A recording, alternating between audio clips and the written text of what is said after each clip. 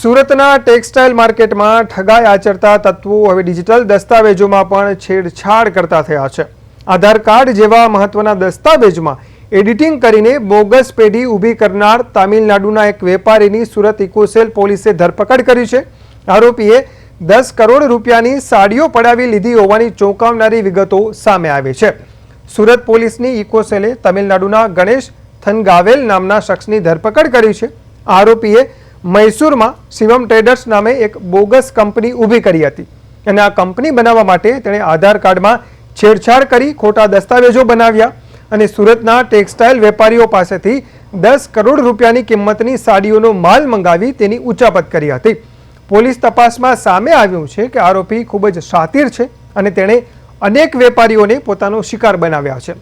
ઇકોસેલે આરોપીને કોર્ટમાં રજૂ કરી 4 દિવસના રિમાન્ડ મેળવ્યા છે। રિમાન્ડ દરમિયાન આ ઠગાઈમાં અન્ય કોઈ વ્યક્તિ સામેલ છે કે કેમ અને પડાવેલી મિલકત તેણે ક્યાં છુપાવી છે તે અંગે પૂછપરછ કરવામાં આવશે।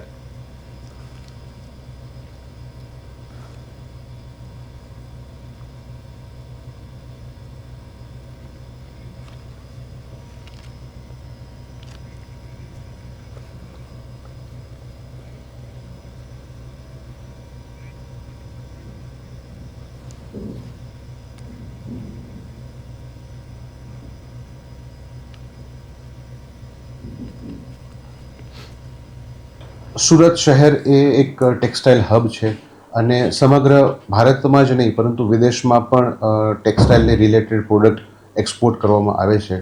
આ જ રીતે ફરિયાદીશ્રીએ તમિલનાડુમાં સોશિયલ મીડિયા દ્વારા એક સંપર્ક થતાં ત્યાંના વ્યાપારીને પોતે ખૂબ જ મોટા વ્યાપારી છે તમિલનાડુમાં અને તેઓને સાડીઓની ખૂબ જ ખપત થાય છે એવું જણાવી વિશ્વાસમાં લઈ 10 કરોડ રૂપિયાનો માલ તમિલનાડુના વેપારીઓએ પોતે મંગાવી લીધેલો અને એ માલ પેટે 2 કરોડના ચેક ફરિયાદીશ્રીને આપવામાં આવેલ હતા।